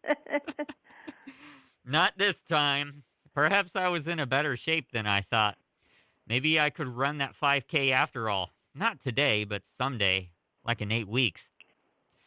Finally, after what seemed like 20 minutes, I was told to walk for 90 seconds. Suddenly, I was captivated by the moment. I was alone, yet part of this new day, which was pregnant with promise. As I alternated my runs and walks, I learned balance, rhythm, and pace. I may not have been doing any of it right, but I was doing it nonetheless. I was running and I didn't hate it. I didn't even mind it. I couldn't say I liked it yet, but I felt invigorated and hopeful. The next day, I got up and looked forward to completing week 1, day 2. 5 days a week for 30 minutes a day, I rose diligently and completed my workout. After a few weeks, I noticed I was running more than I was walking. I actually looked forward to these early morning run and walks and began to seriously consider registering for a 5K. An internet search brought me up to a local race with a mostly flat route. Before I could have a second thought, I signed up, excited to get a free t-shirt if nothing else. Now I had no choice. I had to finish my 8 weeks. The day of the race, I nervously pinned my race bib to my shirt and pretended I knew what I was doing. I traded in my flared capri for actual running tights, and I felt almost like a real runner. It seemed somewhat surreal. A middle-aged woman who formerly claimed an allergy to exercise was now lining up at the starting line of a real, timed 5K. All I wanted to do was finish. The elite runners sped out in front of me, and I kept a steady pace, sometimes actually passing people. A woman close to 80 ran at a pace that was more like a walk, and I realized that running a 5K isn't about beating others, but fulfilling a personal goal. I told myself I'd be her one day. As I moved forward, I marveled at how far I'd come. I actually ran the entire 3.1 miles. But the best part was when I approached the finish line. Since I didn't wear my glasses when I run, I heard the voices before I was able to focus on anyone. I saw arms waving and shouts of encouragement. Even though each individual spectator was there to support other people, in my mind the crowd was as a whole was rooting for me. It spurred me on and I increased my speed. And then I saw my husband. He nestled himself in a camp chair when I started out, content to stay warm with his travel mug full of coffee. And his coffee cake, probably. Coffee Some donuts. I love that stuff. But as I struggled up the hill to the end, there he was, a head above everyone else, out in front, arms waving wildly, a look of pride plastered on his face. He was my biggest cheerleader. Even though everyone else encouraged me as I ran past, there was only one person who knew how important this was to me. I was overcome with emotion. Then I spotted the finish line, a huge board lit up in my time, 32 minutes. I'd run a 10-minute mile. Later, when I checked the stats, I discovered that I even beat a few people in my age group. Hey, there you go. Nice. I was hooked. I made running a priority in my life, and I lost 30 pounds. The following year, I ran the same 5K and won in my age group. Wow. 3 years later, I'm still going strong and plan to run a 10K next. Wow. So much for my exercise allergy. And that's from Mary Dolan Flaherty. Nice. And, that just comes to show you that, something as daunting as a 5K, it starts with 60 seconds. It can be done. Work their way up. I mean, I've experienced that before. Like, I'll never forget when I first started playing football back in high school. It was 8th grade going on to freshman year, right? So I was hitting the gym, or I was hitting the weight room and everything, and I'm sitting there like, repping this lightweight. And I remember right when 2-a-days hit, I'm sitting there doing all this conditioning, and I'm like, man, I cannot do this. But I just kept going and going and training my own time. And then, I mean, by my sophomore, junior year, I was sitting there. I was like the sophomore Iron Man at one point, and I started off benching like 45 pounds or something, just the bar, or might have been 55 pounds, and then I ended up being the Iron Man in my weight class, or my school class, if you will. Nice. So it's all about working your way up, right? So Yeah. props to her. That's a great story. I like that one a lot. I relate to it. Yeah. Not I don't relate to it too much now because I've gained a few pounds, but yeah, I've been there, done that. So great for her. That's awesome. Yeah. It's a really cool story because, like I said, it shows you how much you could turn a daunting task into something manageable. if you want to run a 5K, but the thought of running 3.1 miles is intimidating, as she did with the app. Run for 60 seconds, walk for 90 seconds, and start off like that. Maybe start with just running down the street and back or something. Baby steps. Exactly. Yeah. Exactly. That's all it You gotta takes. work your way into it, Yeah. especially if you are a bigger person, because you got a lot more to carry, if you will. Yeah. So it takes a lot more on you. Yeah, and see that's what I had to do when it came to riding a bicycle. I started with just riding around the block, and now I'm going 20 miles plus Dude, sometimes. there ain't no way I could do that. I gotta hats off to you, Pat, for real. Ugh, I couldn't ride the bike that much. Not right now in this physical state. I gotta condition myself a little bit better here over the Condition summer. yourself. Start Too with much fraternity life. Start with get yourself a bicycle, do 1 mile, and then increasing to 2 miles. I the walk next a lot week. at work. I walk a few miles at work, at Walmart. But that's all the exercise I get on the weekends. I told my family, like, yeah, I'm gonna try to get a gym membership, but like I'm always gassed by the end of the week because I work so much. But I get a good amount of exercise at work. I've lost 5 pounds since I came back to Walmart, so I got to give myself a little bit. There you go. My first day back, man, I was so dead. All the walking I had to do, all the lifting, etc. But I'm working my way into it, and I'm feeling good again. So There great. you go. Nice. All right, we're going to go ahead and take a break. I did receive a message from Laughing Chipmunks. She signed out for the day because she's having a headache and not feeling very good. So if you're listening to us, Laughing Chipmunk, thanks for coming on for the first part of the show. Those of you who are listening, we're going to take a break, and when we come back, the final segment of today's show, Trivia Tuesday. Yes. So I'm kind of excited about that. So gather your friends and family around the radio and Have some fun. Have some fun, yeah. We'll be back in just a couple of minutes. Stay tuned. Watch out! You got me!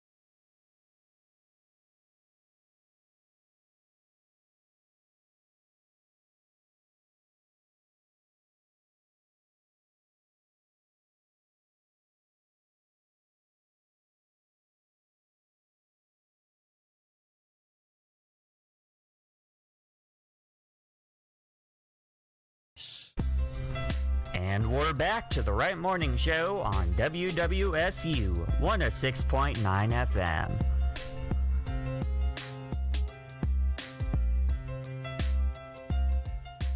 Welcome back to the Right Morning Show on WWSU. Excuse me, 106.9 FM. A little bit of Mountain Dew in my system. Hey, Trying to it's stay at least awake. once a week, right, Pat? Yeah.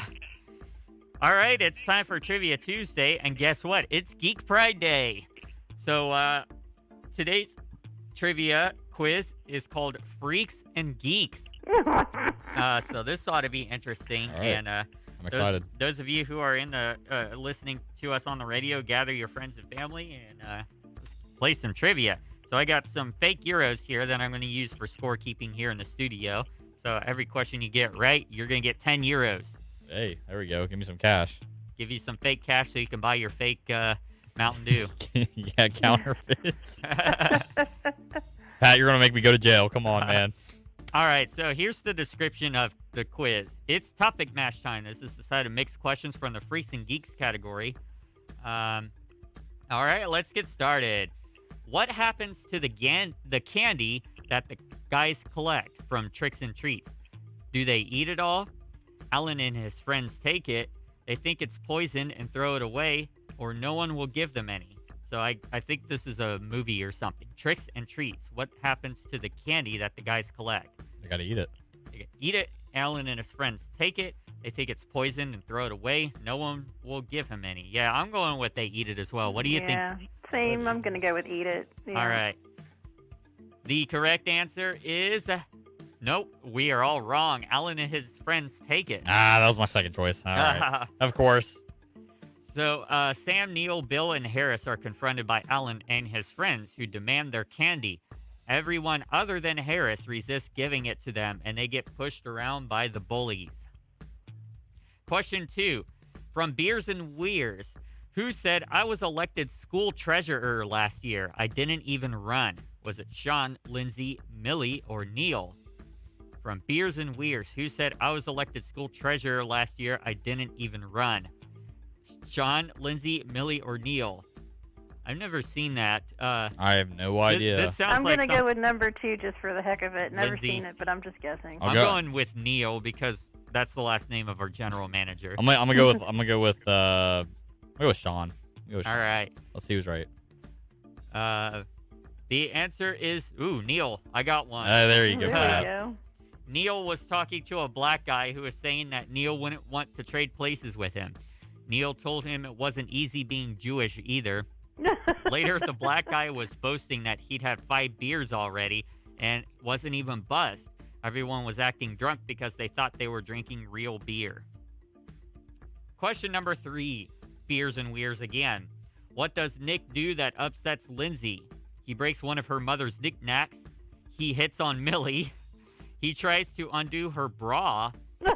He eats all of the cookies. He tries to undo the bra, man. I'm gonna go for the cookies. I'm going with hits on Millie. I think he's going straight for the bra. I'm going for the hitting on Millie one. Considering that this is something about beer and alcohol. A few seconds left to lock in your answers.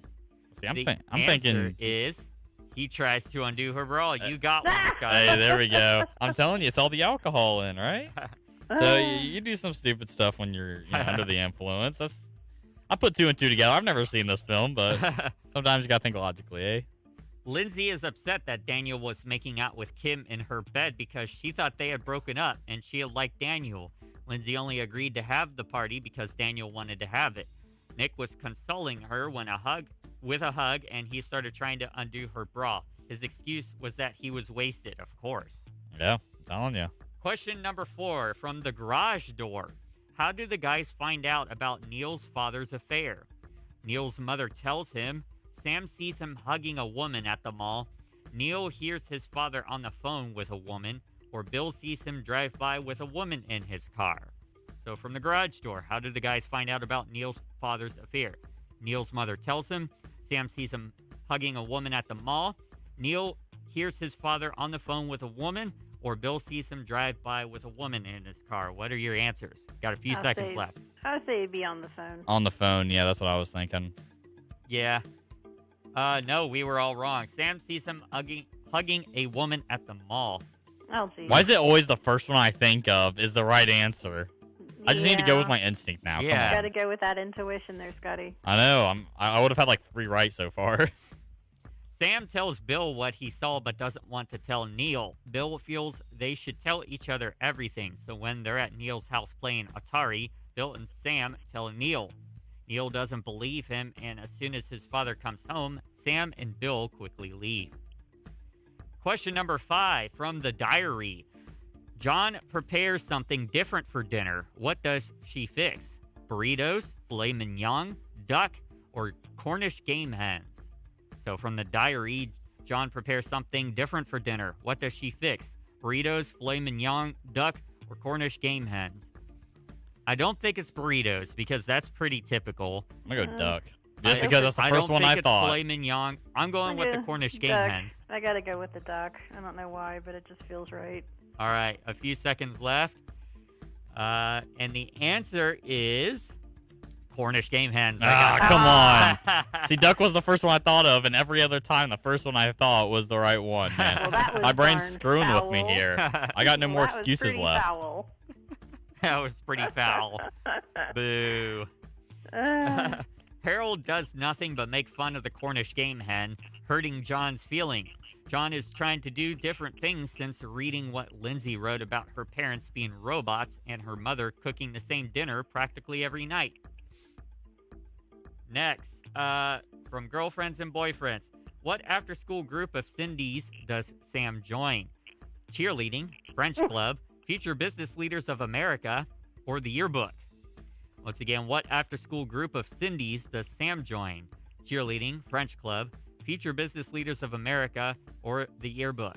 I'm going to be obscure. I'm going to say cheerleading. I'm going with cheerleading as well. Same. Cindy sounds like a cheerleader name. Yeah. Considering the type of movie that Freaks and Geeks is, or television show, I'm going with cheerleading. The answer was the yearbook. We were all wrong. Oh, my gosh. Oh, my God. Gordon suggests that Sam join Cindy's clubs to be closer to her and spend more time with her. Sam joins Yearbook, and the two are partners to go out and sell ads. Question 7 from the diary episode. How does Kim's mother say she finds out what Kim is doing?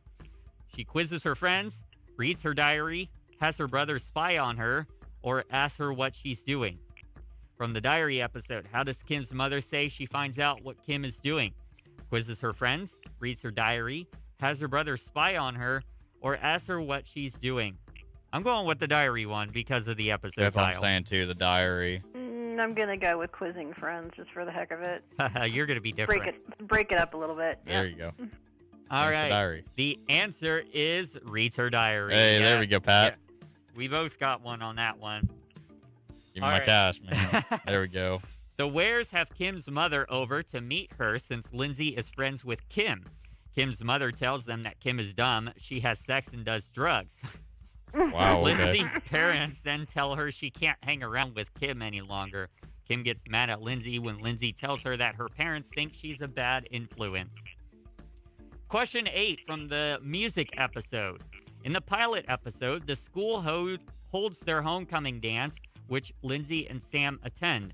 What song is playing at the end when Sam and Cindy and Lindsay and Ellie dance? From Freaks and Geeks, the music. In the pilot episode, the school holds their homecoming dance, which Lindsay and Sam attend. What song is playing at the end when Sim and Cindy and Lindsay and Ellie dance? Is it Please Don't Go, Celebration, Another Brick in the Wall, or Come Sail Away? Please Don't Go, Celebration, Another Brick in the Wall, or Come Sail Away? I'm going to say Please Don't Go. I'm going Come Sail Away. Celebration. Ooh, it is Come Sail Away.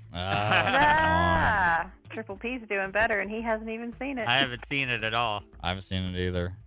Neither have I. So Sam is there to collect the dance Cindy Sanders promised him when she declined his invitation because she already had a date. The beginning of the song is slow, but by the time Sam leads Cindy to the other side of the dance floor, the music has become faster. Lindsay is at the dance because it was her punishment from Mr. Rosso for skipping school. How is a dance a punishment? That's interesting.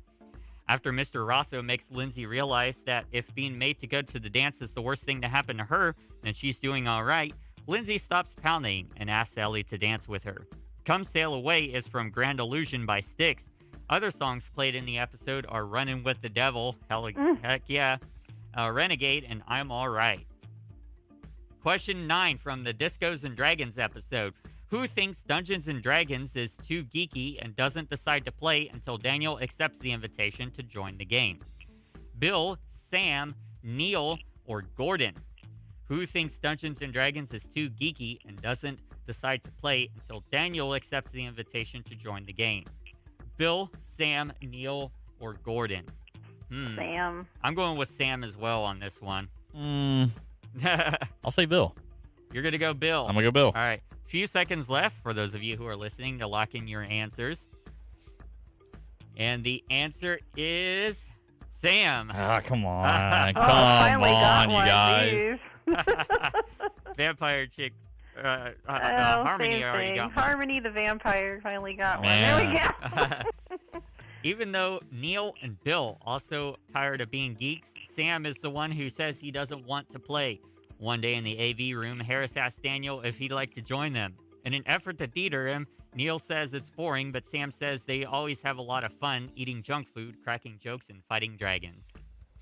Nice. Final question. Freaks and Geeks Characters Part 1.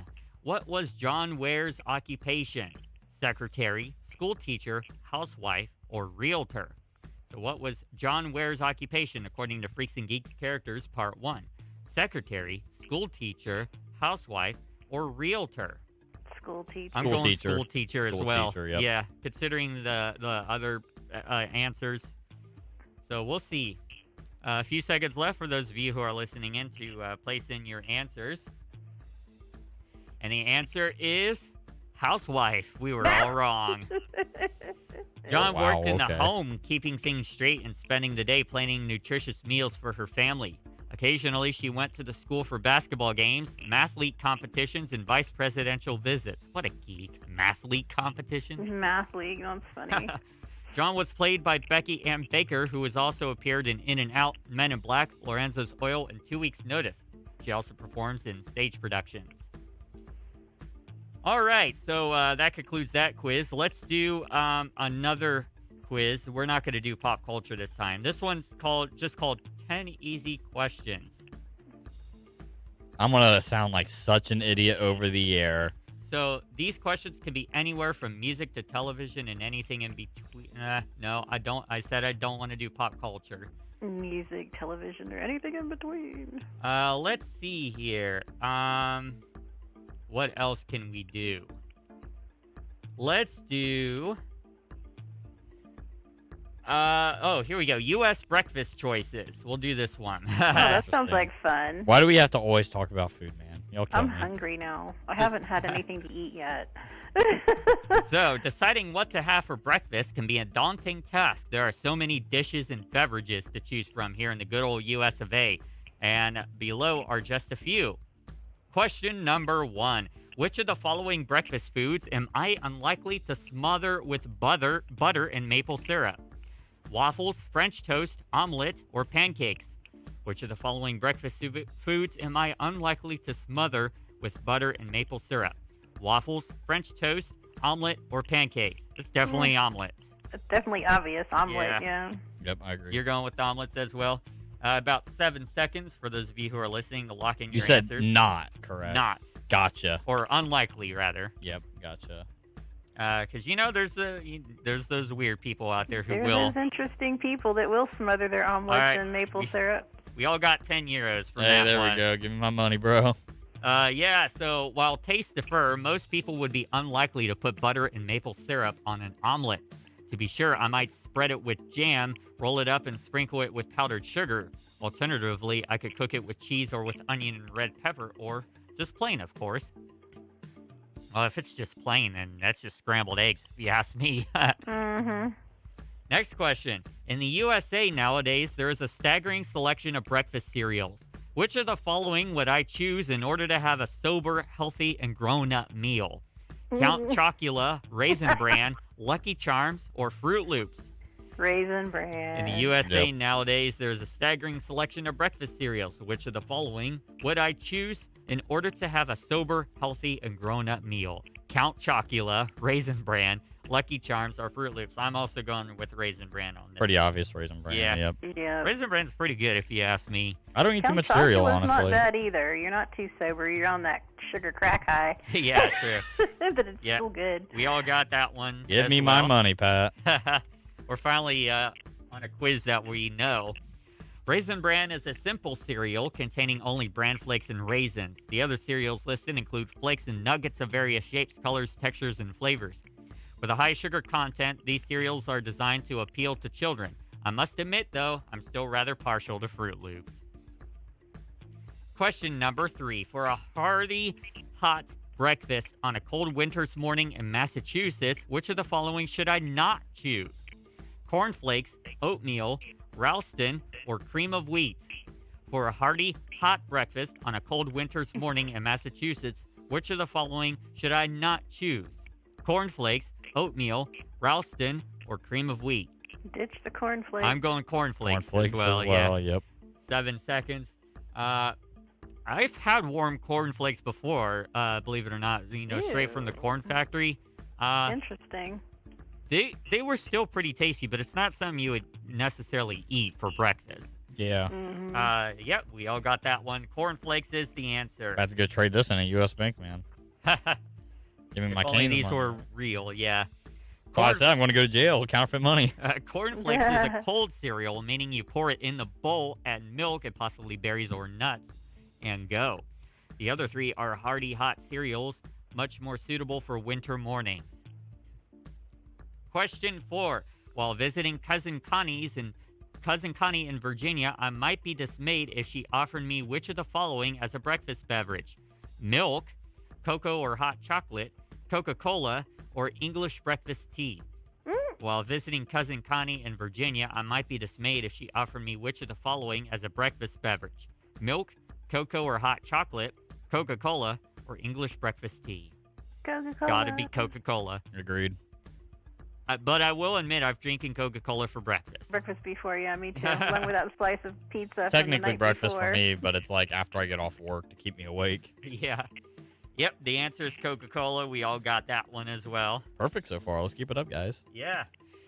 Southerners, Americans living below the Mason-Dixon line, are far more likely than their northern cousins to start the day with a frosty cold Coke.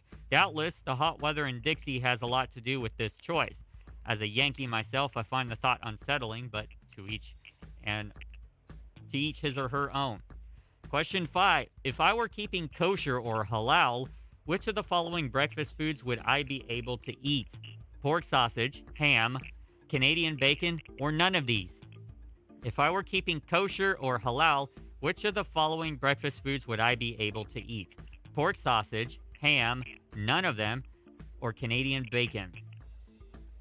I think none of them because they all come from the pig. Pig, yeah. Yeah. Let's say none. I'm saying none of them. None of them. Few seconds left. That one kind of got me a bit. I was sitting there like, Yeah. The correct answer is none of them. We got it. Still perfect. Let's go. Yeah. Yeah. Bring it on. So neither observant Jews nor observant Muslims could eat any form of pig meat. Yeah, that's what I thought. Yep. So Yeah, ham- pig is an unclean animal. So ham, Canadian bacon, and pork sausage, as well as bacon, would be off the menu for anyone keeping kosher or halal. Unless it's turkey. Yeah, Turkey well, bacon, turkey sausage. turkey doesn't come from, pig. That's obviously, that's turkey. yeah. Next. How about a perky? Cross between a pig and a turkey. Generally speaking, in the USA, would it be considered odd to drink clam juice at breakfast? Yes Ew. or no? So generally speaking, in the USA, would it be considered odd to drink clam juice at breakfast? I've Oh, never yeah. heard of anybody drink clam juice for Me breakfast. too. So that would be. Maybe I'm in going the- yes on that one. That is Maybe a on yes the for me. East Coast, but yeah, I think that'd be weird. I've never heard anybody drinking clam juice In before. general, Like, yeah. I've heard of Yeah. clam chowder, but not clam juice. Yeah, it just sounds gnarly. Give me my money. I already know we're right. All right, so the answer is yes. I Yeah. was about to say, if I was no, I'd freak out. Ain't no way. Break I'd be our like, perfect where, who, what, how? Although clamato, a brand of clam and tomato, is commonplace, it is not generally drunk at breakfast, nor is clam juice regarded as a breakfast beverage. Tomato is popular to start the day, as are various tomato-based vegetable juice brands. Prime among them, V8. Fruit juices, including blends or fruit juice cocktails, are often served also often served as day starters. Yeah, I was going to say, like, usually I start my day with, like, a cranberry juice or something like that. Good old bottle of water. Yeah, water is always good for you any time of the day. Yeah, I usually drink tea and water. Question 7. Like many people, I find that the day just doesn't start right without a cup of coffee. Which of the following might not be the wisest choice for my morning brew? A latte, cafe au lait, Irish coffee, or black? Like many people, I find that the day just doesn't start right without a cup of coffee. Which of the following might not be the wisest choice for my morning brew? Latte, cafe au lait, Irish coffee, or black? That's a tricky one. You could go latte, you could go Irish coffee, you could go black. I'm going with cafe au lait. I'm not entirely sure on this one. I think Place your answers. Latte. I think I'm going to go with that as well.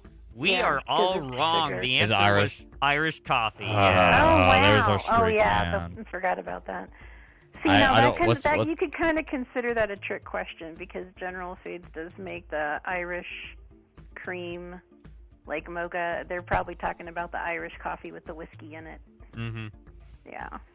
We all broke our perfection. Sad. Black coffee is straight up with no sugar or milk. The very thought gives me the shudders, but some people swear by it and can't drink their coffee any other way. Café au lait, literally coffee with milk in French, is coffee with hot milk added, as opposed to what is often called white coffee. That's what I was thinking it was, white coffee, which has cold milk, creamer, etc. added. Latte is espresso and hot steamed milk. Fancy stuff. I like vanilla latte from Starbucks. Irish coffee, by contrast, is classified as a cocktail. It's made with hot coffee, Irish whiskey, and sugar, often brown sugar, stirred and topped with whipped cream. I think I'll stick with my vanilla latte. Yeah. Question number 8. This morning, I'm making breakfast for the family. Which of the following requests for how to cook the fried eggs would be unusual? Over easy, rubbery, sunny side up, with lace around the edge. Rubbery. This morning, I'm making breakfast for the family. Which of the following requests for how to cook the fried eggs would be unusual? Over easy, rubbery, sunny side up, or with lace around the edge? Definitely, I'm going with rubbery Yep. on this one. Yep. I'll agree with that, rubbery. That Over sounds easy weird. and sunny side up are very popular during Yep. breakfast. Lace around the edge, I haven't heard too much about that, but It's crunchy. it's like crunchy on the edge from what I Yeah. heard. Rubbery. Yeah. Like, Yeah. rubbery, that just sounds weird. Yep, Food. we all got that one. It was There we go. rubbery. Back on it, eh? Yeah. Nobody's perfect. That's because we've all chosen the same one so far. There are various ways of cooking fried eggs. For sunny side up, the egg is fried with the yolk up and is not flipped, so the yolk remains runny. For over easy, the egg is flipped and cooked for just a few seconds longer, enough to fully set the whites but leave the yolk completely runny. In cooking over medium, the egg is flipped and the yolk is only slightly runny. And over well means to flip the egg and cook till the yolk is hard. Kill it. With any of these techniques, it is possible to have lace around the edge, the outermost circumference of the white golden brown or light brown. In my mind, though, the phrase is synonymous with over well, the way my mother always made fried eggs and the only way I can eat them. Cooked this way, the egg is nice and firm with a lovely, slightly crunchy, light brown rim. Question 9. Cousin Richard is visiting from Texas. To help him feel at home, which of the following might I make him for breakfast? Cowboy hash, a breakfast taco, egg and potato skillet, or any of these? Cousin Any Richard it. is visiting from Texas. To help him feel at home, which of the following might I make him for breakfast? Cowboy hash, breakfast taco, egg and potato skillet, or any of these? Those I'd all say sound any. like Texas dishes. Any. Texas Yeah, dishes. Yeah. because the cowboy hash, cowboys, obviously. Tacos, Texas is right next to New Tex-Mex. Mexico. Yeah. Egg and potato skillet. I think potatoes are pretty big in Texas, so there you go. The correct answer is, yep, any of them. Hey, there we go. I like this quiz. I'm actually getting them right. Yeah, they don't. The Egg Board's website offers a recipe for Texas-style egg and potato skillet, while Texas Cowboy Hash can be found at the Land O'Lakes site. As the name indicates, a breakfast taco is a taco made with breakfast-type ingredients. Question 10. You can find all varieties of bagels at the supermarket. Raisin, poppy seed, even an everything bagel. But my favorite is still good old onion. Whatever type of bagel you choose, what are you most likely to put on it? Butter or margarine? Cream cheese? Either of these? or neither of these? So what are you most likely to put on a bagel? Butter or margarine, cream cheese, either of these, or neither of these? Any of them. I'm going Any with of 'em. either of them, yeah. Yep. Or both. Bagels are pretty solid. See, I tend to put peanut butter on my bagels. I'm not a big peanut butter guy, though. Yeah, so the answer is either of these. So, while I'm reading this, go ahead and count your score. While in theory, you could put everything on a bagel, traditionally the correct Jewish way to eat one is considered to be with lox. The population as a whole, though, generally applies generous amounts of either butter or cream cheese. For my money, few breakfasts can beat a perfectly browned onion bagel. Just a little crispy around the edges, hot from the broiler, dripping with butter, and a hot cup of coffee. With just the right amount of milk and sugar to start the day off right. So hungry. Yeah, I need to get some food either on my way home or when I get home. I hear you. All right. I'm starving. What do you got, Scotty? 11 out of 20 between the two. I got 13. Yep, I figured you'd be number one because we all had the same score during the second one. Looks like Harmony got 10. Nice. Aw. There you go, Pat. Not too shabby there for all of us. Yeah, the first one we didn't really know anything about, so it was kind of like a shot in the dark a lot of times. Yeah. Mm-hmm. All right. Here's your final check of the weather. It is currently mostly clear at Wright State University with a temperature of 83 degrees. The wind is coming from the southwest at 11 miles per hour. The humidity is 44%. Visibility is good. Air quality is moderate. The forecast for the next 12 hours calls for partly cloudy skies with temperatures rising to 85 by 1 p.m., 87 by 3 p.m., and then starting to cool off. 87 by 3 p.m., and starting to cool off at 7 p.m. The temperatures will dip into the 70s by about 8:30 today. Thank you, everybody, for tuning in to this edition of the Wright Morning Show. Thank you for making us a part of your morning. We're here every weekday from 10 a.m. to 12 p.m. Thank you, Scotty, for being on. As always, Pat, I love being here. Thank you, Harmony, for joining in as well. Oh, thank you for having me. Always appreciated. Lots of fun. And we will see you all again tomorrow for Wright's